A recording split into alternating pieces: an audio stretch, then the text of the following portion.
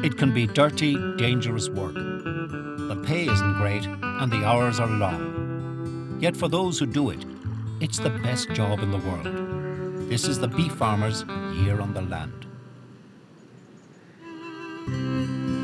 It is October, and a series of Atlantic depressions have created a period of unusually unsettled weather.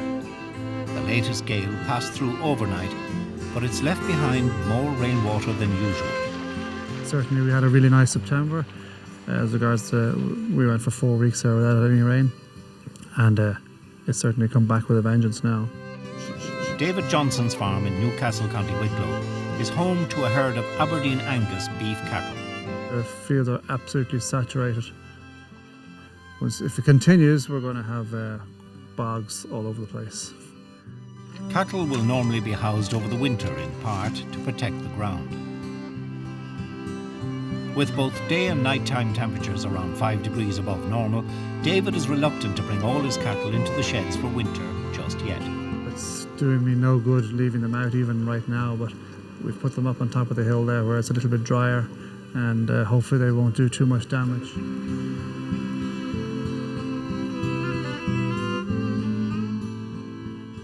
At the present, we would have about 40 Aberdeen Angus breeding cows and their followers. So we bring them to beef over an 18-month period for the females and a 22-month period for the males. We would have been a tillage farmer in the past, but around 2000, 2001 we stopped that when wheat reached €100 a tonne. For us it wasn't sustainable, so we moved on and decided to go the organic route. From day one, it was always a business decision. There was no other issue. I certainly wouldn't be a sandals merchant or anything of that nature. The breed is the most important, I think, as regards flavour. Whether it be organic or not, I'm not too sure.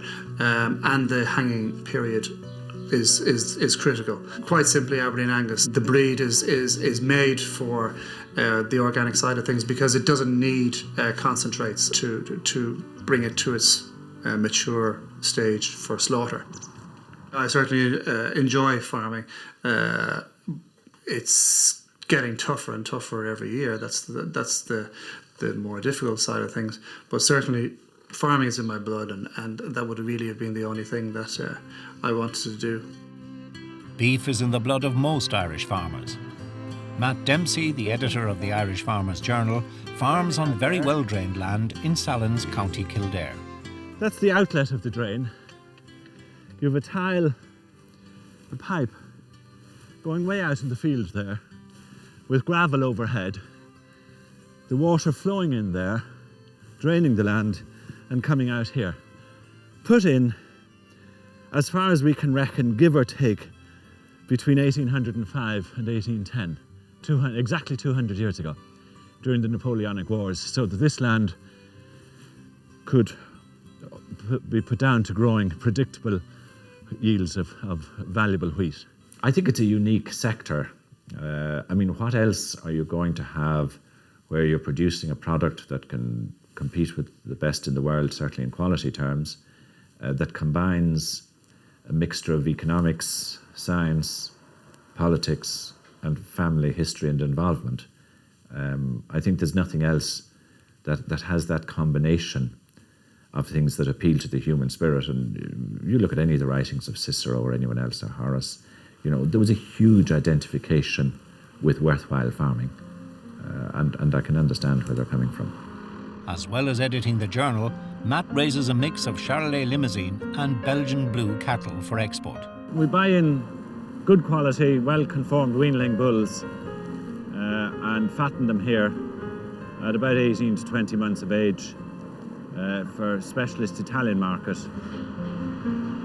The Italian supermarket usually come every year to check that the feed is up to specification and that the buildings and cattle are okay and meet their needs.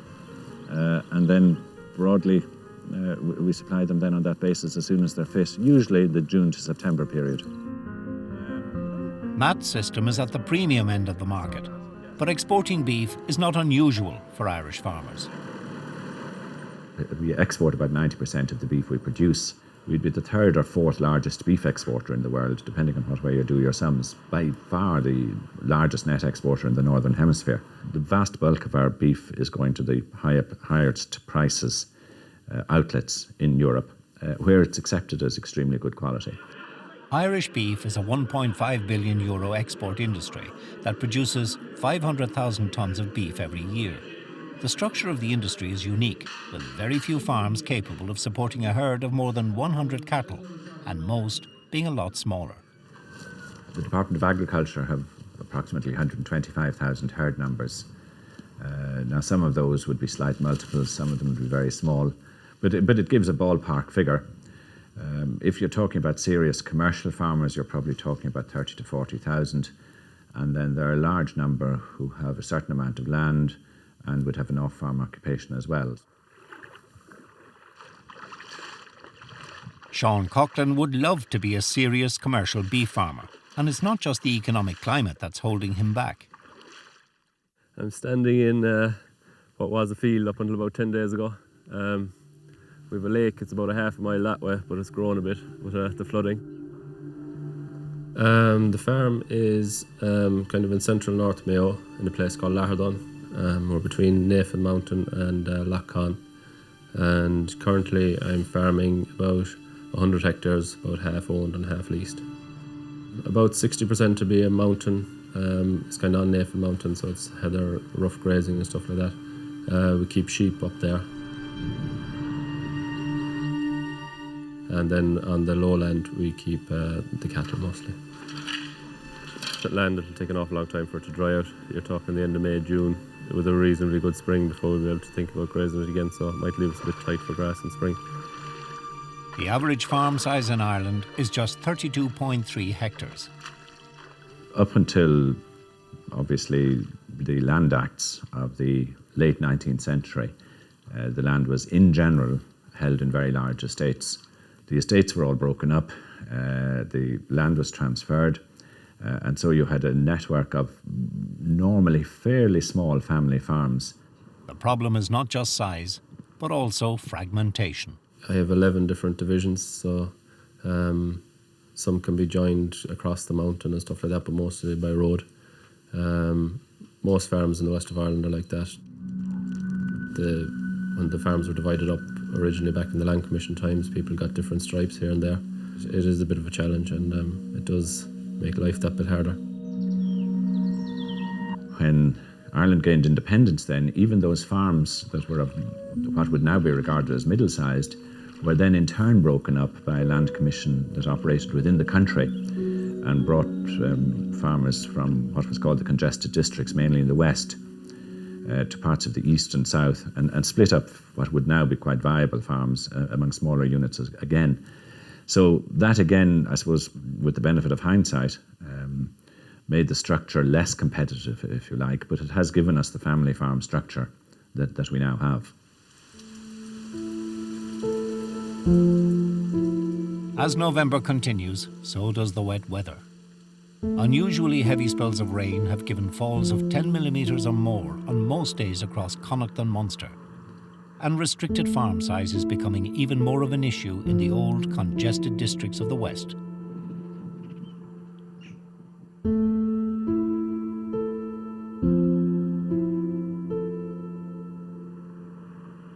In Peterswell, County Galway, Michael Coleman's farm is underwater. This is the biggest flood I've ever seen. I'm 74 years of age and I never saw the like of it before. In 1995 we had a huge one. We thought the biggest we'd ever seen, but it was still 18 inches lower than this flood. This is the biggest anyone has ever seen in the locality. All my sheds are flooded. The silage pit is flooded. All my stock are with my good neighbours. Just in Flannery, my next door neighbour came and took away my wainlets, put them into a slatted shed. I took in 20 of Heath cattle and I have them in the sheds, feeding for him and taking care of them until he gets back till the flood goes down, until he gets back to normality again. You have to be in the position to really imagine how bad it could be. You could tell anyone what you like about it, but unless you're in the position, not knowing what you'd see in the morning when you'd wake up. It's frightening. As autumn ends, the flooded Turlough has brought fear and an eerie stillness to the landscape, and the worst weather of winter is yet to come.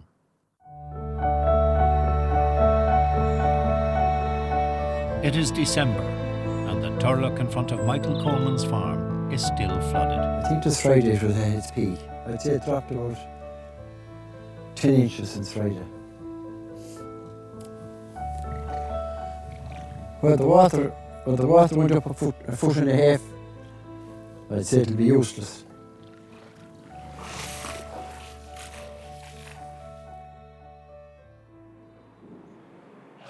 Last month, Met Éireann recorded 30 consecutive wet days, and the Valentia Observatory recorded the highest monthly rainfall since observations began in 1866.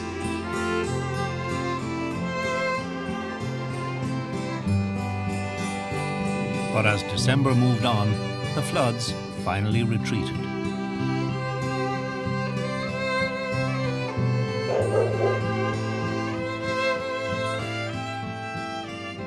And just before Christmas, Michael was able to bring his cattle home.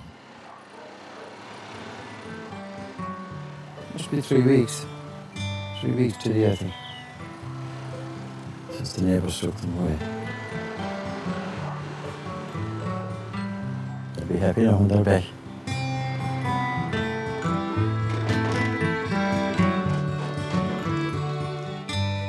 I got some silage from only for the generosity of neighbours. One man came from Wexford with a load of silage. Generosity of neighbours and farmers alike, it's great, unreal.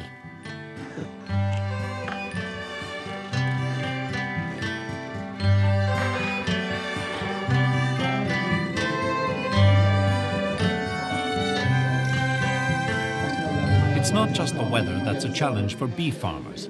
Currently, guys, in terms of beef prices... In Castle Island Mart, Justin McCarthy, livestock editor of the Farmers Journal, is explaining to farmers how they can increase their efficiency. I always tell farmers there's 3 P's in profit. There's the production cost, there's the performance, and there's the price they're getting for their produce. And the production cost and the performance of the animals are the 2 P's that they have control over, and they need to be got right. A finished animal tends to go for between, again, it depends on the price in the day, but a finished animal would tend to trade between 1,100 and 1,400 euros. The frustrating thing for farmers is within 2 to 3 weeks of that animal being sold in the retail shelf, it's probably selling for between 2,600 and 2,700 euros. And that's where farmers are looking. They're not necessarily looking for the consumer to pay more, but they're looking for a higher percentage of the consumer price. Even the good, efficient farmers are still not making a viable return. When they leave aside their single farm payment, they're still not making a viable return from their farm. Basically, it wouldn't support a farm or a family, and that's why we're seeing a lot of farms, the vast majority of suckler farmers in particular, would have an off-farm income. In Mayo, the biggest challenge facing Sean Coughlin is the size of his farm. If there was certain things, like, say your land in one block and stuff like that, I see other farmers who have that, and I can see that they're not making advantage of it. Things like, if I want to move my cows, I have to go and get help, whereas they just open a gate. Just simple things like that. That would be a big limiting factor. And I think the onus is on the government actually now to maybe incentivise maybe land swaps between farmers and stuff like that. Currently, you'd be open to a lot of taxes if you were to do that, and it's completely unviable. And I think that's quite lunacy, because there's an opportunity there for no cost to increase output and the efficiency of farms and after all exports out of this country. But the political will to do so doesn't seem to be there. With farm size static, many farmers use machinery to increase their efficiency. Even in the snow, feeding is no problem for a farmer working alone if he has a tractor. You can see that modern technology and machinery developments have meant that one man, one labour unit, can get through a great deal of activity. So if you don't have the size of enterprise, the full-time employment of one man, then there is immediately a problem. price returns from the market tend to set themselves at a price that keeps the efficient in business. So if you're less than optimally efficient, then you find your standard of living slipping very markedly, and that has been a fairly perennial problem with Irish farming. The average suckler herd size is just 17 cows. Sean Coughlin has 45. You get guys with 20 cows who struggle to do everything, and then you get guys who are highly organised who can manage 150 cows on their own. So I think it's more to do with the farmer and his focus than the amount of stock he has. The production model for beef is fairly simple. For every cow you have, you're hoping to produce one calf. This year I think I have 44 out of 45, so that's not too bad. Some years you could have sets of twins that would help you up, but then you might lose a calf or two, so yeah, you'd be hoping to kind of keep it at about a 100% calving rate. 78% of calves are born between January and May.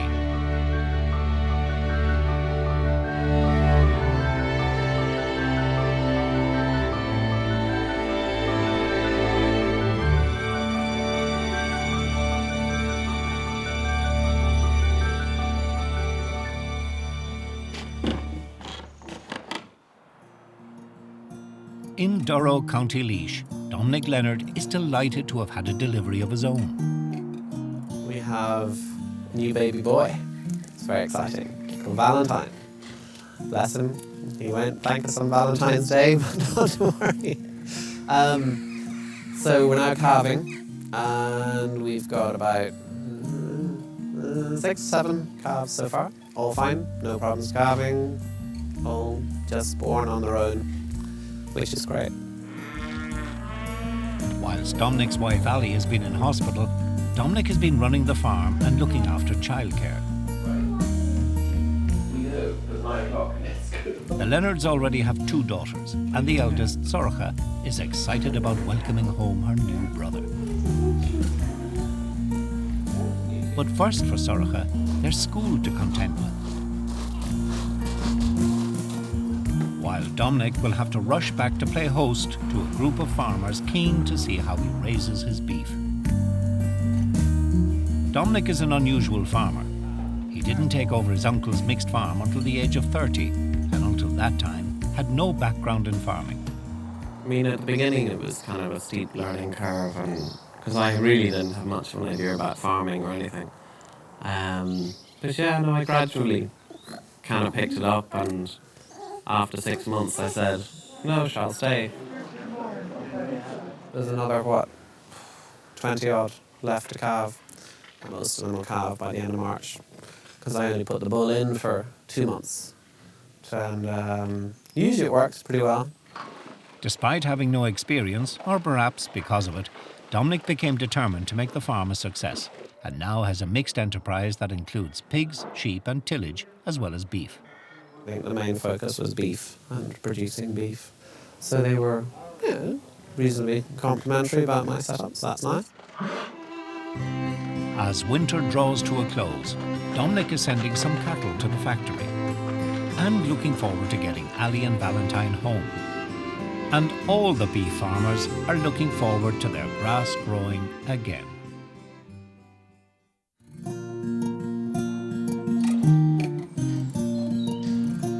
It's spring, and many cows are still calving.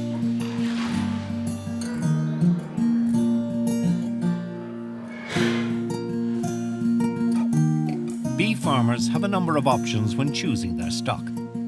These bulls provide the semen for farmers using artificial insemination.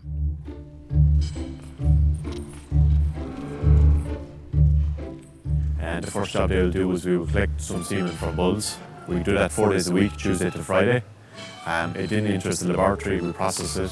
And as part of the laboratory then we have a distribution point where we distribute semen to our salesmen and AI technicians. We estimate about 15 to 20% of the beef cow population artificial insemination is used on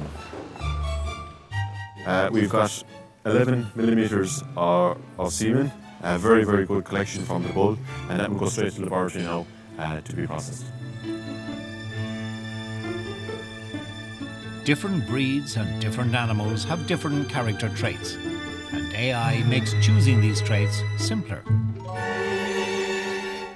People are looking for easy calving for maiden heifers or for dairy cows. Some people are looking for an animal to sell, to produce an animal for the live export trade. More people are looking for an animal to produce a replacement heifer.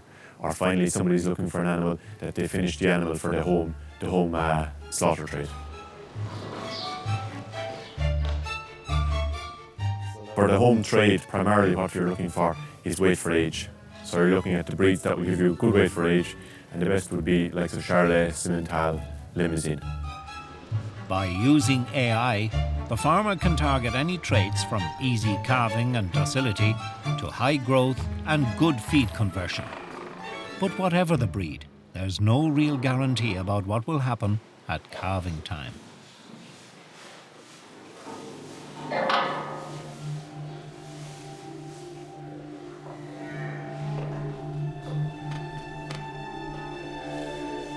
Sean's cow is having difficulty calving, yet she doesn't want any help. With a difficult cow and a potentially difficult birth, Sean wisely decides to wait for his neighbour to help. We noticed the feet were coming, or one foot was coming, and there wasn't a lot else happening. So we put the cow into confined her head there, and we handled her, and we seen that she was coming backwards. We decided to give a bit of a pull, and we had to jack the calf. They're a bit more complicated when they're coming backwards. It's not that often that it happens, but normally they come front ways and they're coming out the head and front feet. And once they get out so far, even if they get caught at the back, the calf can still breathe and he'll be alive. But if he's coming backwards, it can be a bit more complicated because the umbilical cord will get caught and his head is still inside the cow. And if he starts to breathe, he'll suck in a lot of fluid and will effectively drown himself.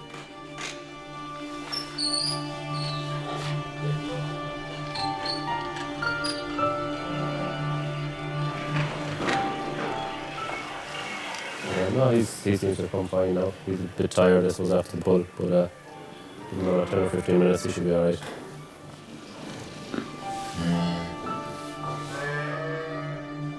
Unfortunately, 15 minutes later, and the calf appears to have stopped breathing. But the cow won't let Sean near.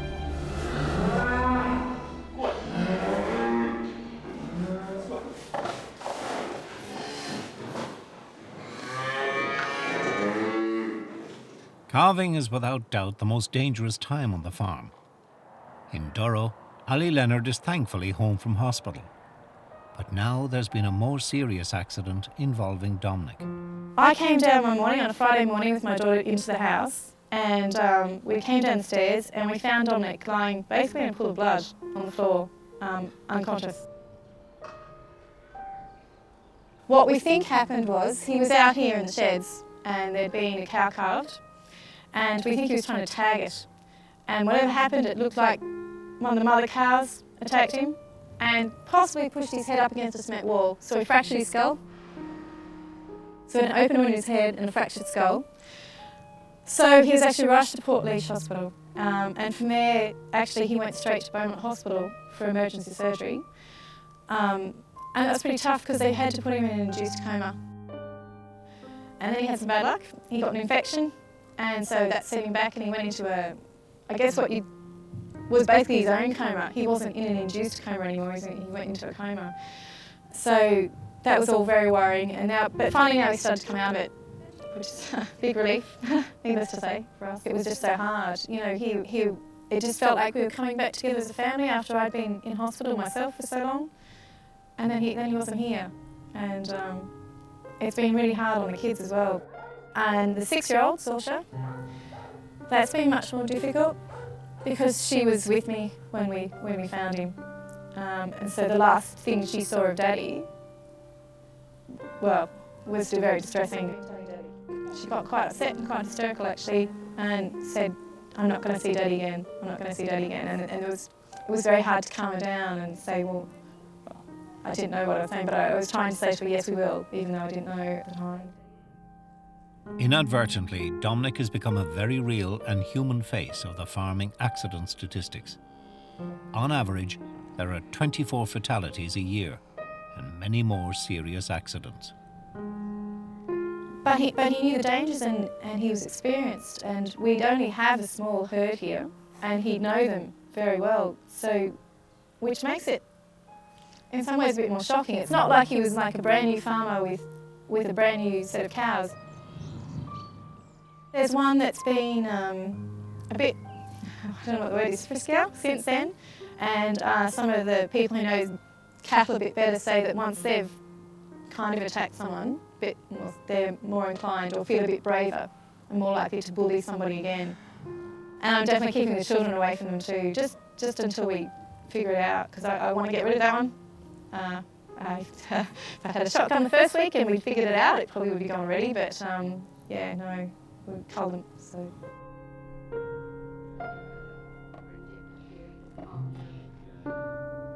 And sure, when Dominic comes back, I'll be telling him I don't want him going in, because he won't remember. This is the problem, he won't remember.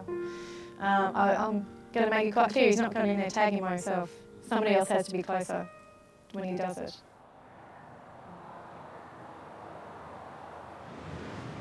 The financial reality is that most farms are single labour units, and tagging is one of the jobs that a farmer ends up having to do alone. David Johnson is not unaware of the dangers, but regulations dictate that tagging has to be done. I have to write the mother down, her number, and the calf number, so that we know for future reference who's who.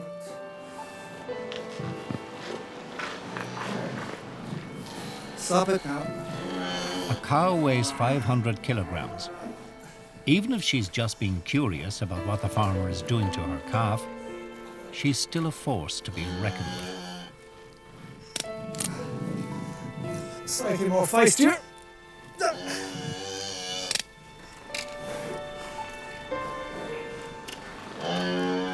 Stop. As David moves on to castrate the Same calf, as we would do with the lambs. it's potentially even more dangerous. You know, it's far easier to do them at this age when the cobblers are quite small. And or I suppose a lot of guys, they do bull beef now, so they don't bother castrating at all, but it's far easier to do it now when they're this size. Less chance of getting kicked around. Oh. Most farmers will work like this without incident.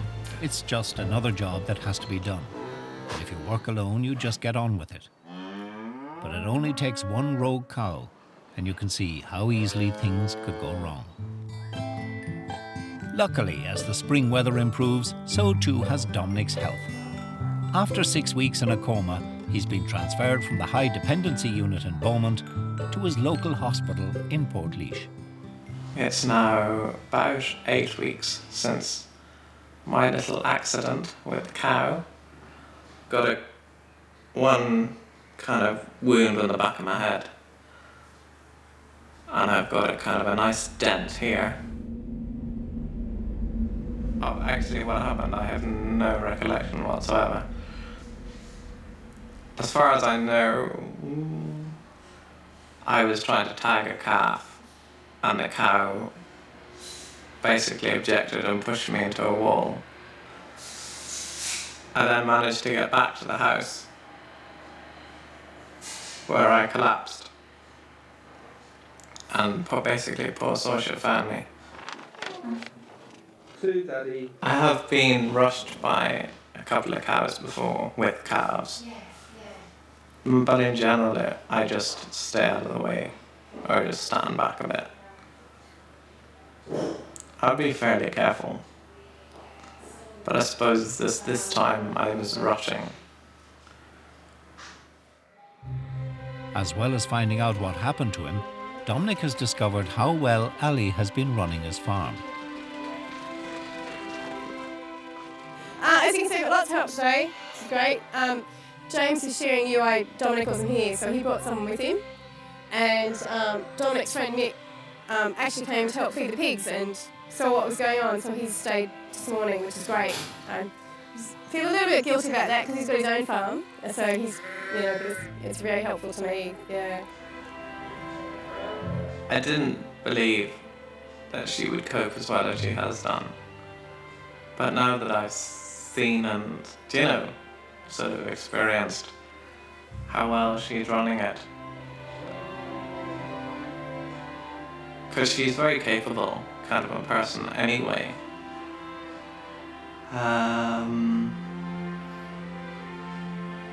So I can believe it now, yeah.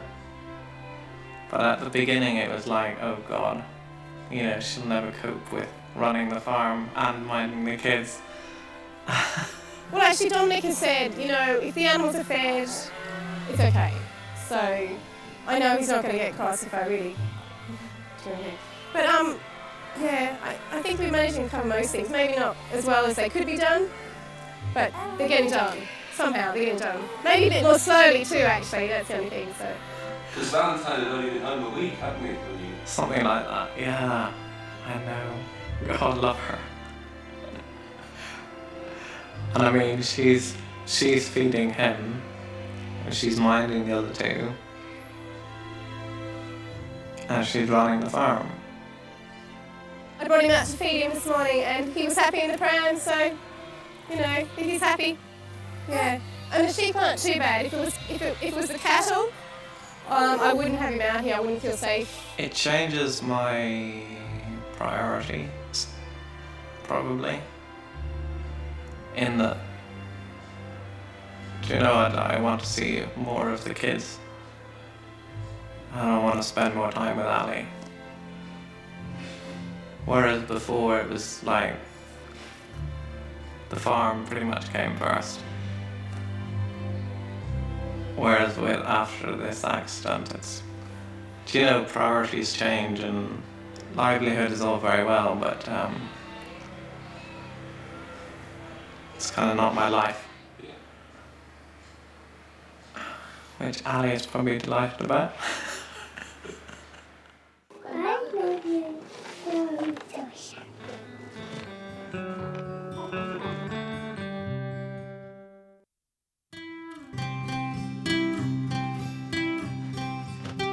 It's summer, and the turlough in front of Michael Coleman's farm has finally dried out.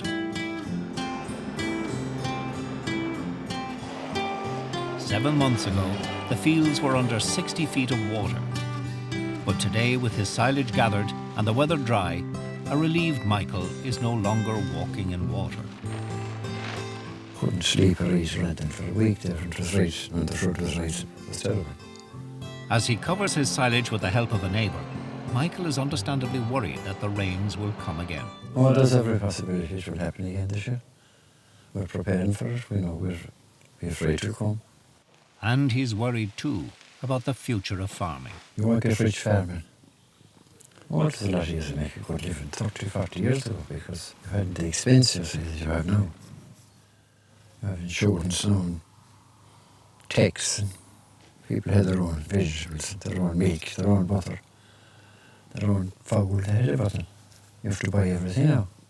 But despite the worry and the hardship, at 74 years of age, Michael has no intention of throwing in the towel just yet. I wouldn't stop farming for anything. Not a notion. It isn't good and bad, but it's a great life. Just you never have money. The spirit of the small-scale family farmer has to be tough, as John Bryan, head of the Irish Farmers Association, knows only too well. The average farmer in Ireland last year, his income was €12,000, which was approximately a third of the average industrial wage last year. The price of beef in 1980 was a pound or 280 cents a kilo. 30 years later, today it's €3 a kilo. It's not even up 10% 30 years later, where the average industrial wage in 1980 was £4,000 or €5,000. That's gone up over 600%, but yet the price of food in general has not risen. If right was right, there would be a costing done for what it costs to produce beef, what it costs to produce milk or grain. And last year, every one of our products were being sold below the cost of production. And that's not sustainable in the long run. John used to be a Garda before taking over his uncle's farm near Kilkenny. If you can get the right bull, in a case like mine where you have the guts of 70 cows, it's better than the eye. All right, the good lad that does his job real well and will put in the cows and the eye, he'll get better calves, no question about that. But to get the maximum number of men calf and to get a decent, if you have a good bull, he won't let you know, unless you have massive management with AI, you'll have a lot of idle cows.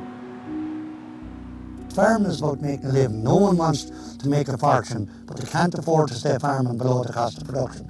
The vital thing there is that you cover your costs and get a margin. And that's really what farmers are looking for. At Teagasc's Grange Research Centre, thousands of farmers are attending a beef suckler open day, hoping to find out how they can make a margin.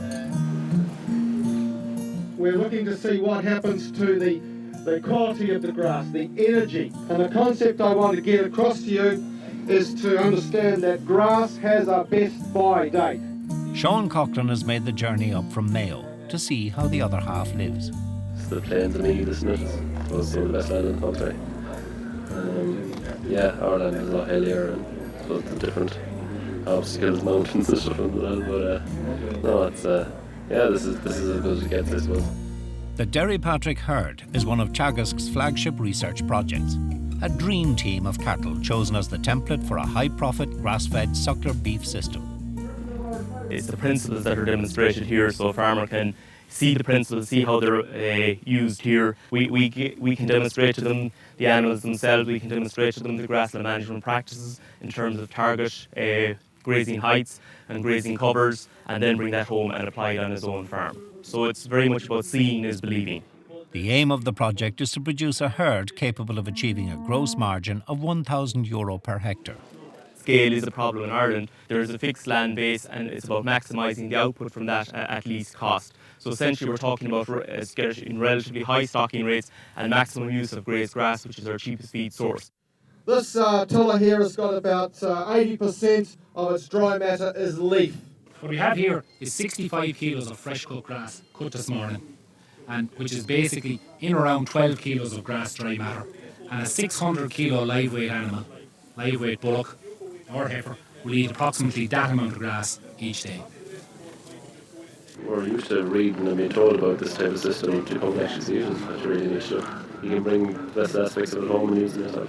There is a long way to travel for most of our farmers in terms of the potential of science. As well as running major research projects, Teagasc also supplies farmers like Sean with on-farm support. What we found there is that Sean has an average there of 11 centimetres. So that's kind of ideal for grazing. The aim is between 10 and 12, so yeah. Well, it is important. There isn't too many dry stock farmers like Sean doing it at the minute, so it's good to get a young farmer like Sean, a progressive farmer that's willing to measure the grass.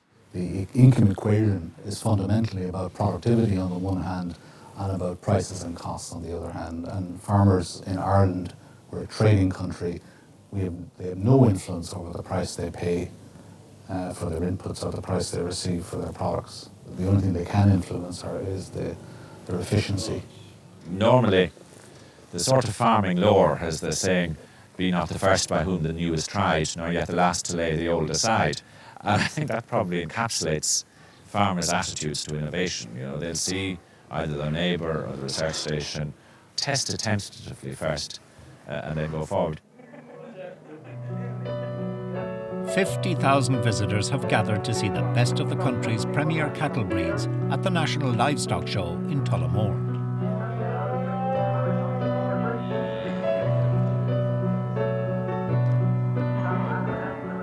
As young Niall Canning and his father Brendan celebrate their first prize, beef farming would appear to be in good shape. So he's the champion September calf, so today, so it's just words cannot describe it. A small hold in the back in Ross's Point in Sligo, and now we're here on the tops in Ireland here, and we're off getting a red rosette. With cattle as good as these, it's easy to see why Irish beef has an export value of €1.5 billion a year. Yet, it is an industry with a structure based on a model perhaps more appropriate to the 19th century.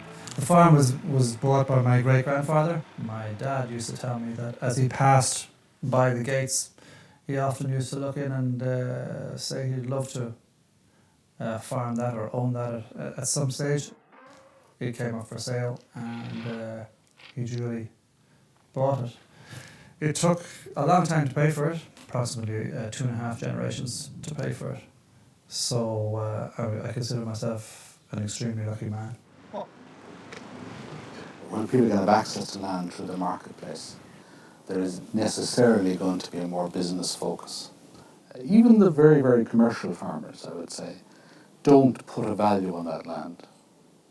Of course, if you had to rent that land or buy that land, you would certainly put a value on it and you would certainly be emphasising the return on that investment.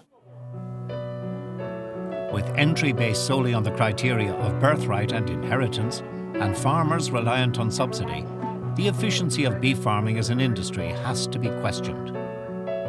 The current subsidy system encourages inefficient farmers to hold on to their land, reducing supply and stifling expansion. I don't like to think of it. I would be insulting my intelligence if we're not doing it for business reasons, obviously. But realistically, as time goes on, it does become a vocation. It's a pretty privileged place to be. It's just a pity that the figures wouldn't add up a bit better, that's all.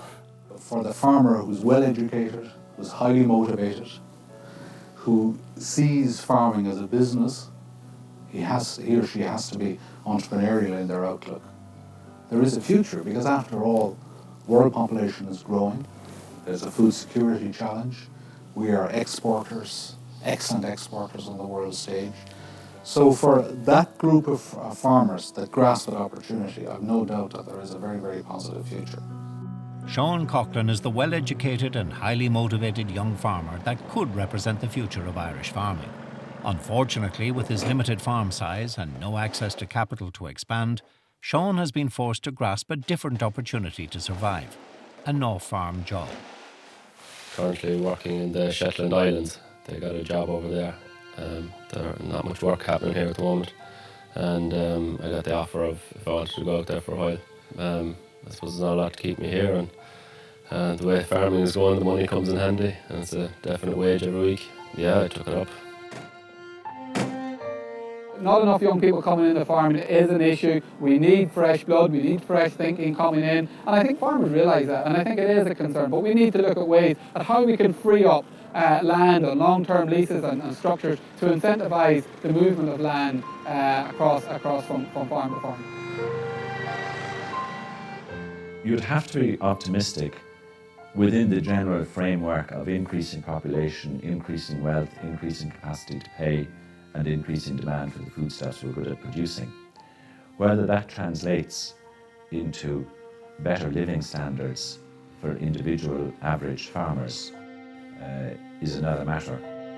As our year with the beef farmers ends, questions about the efficiency of Ireland's family farm structure have to be put aside. Fewer floods, measuring grass and increasing efficiencies will all help the beef farmers' chances of survival. But it is the spirit of the individual farmer and the strength of their family that gives us most cause to be optimistic. Dominic is back home on the farm. Which one was it? Well, actually, I'd be very suspicious it was her. I think between the pair of us, we've spent nearly the last year in hospital.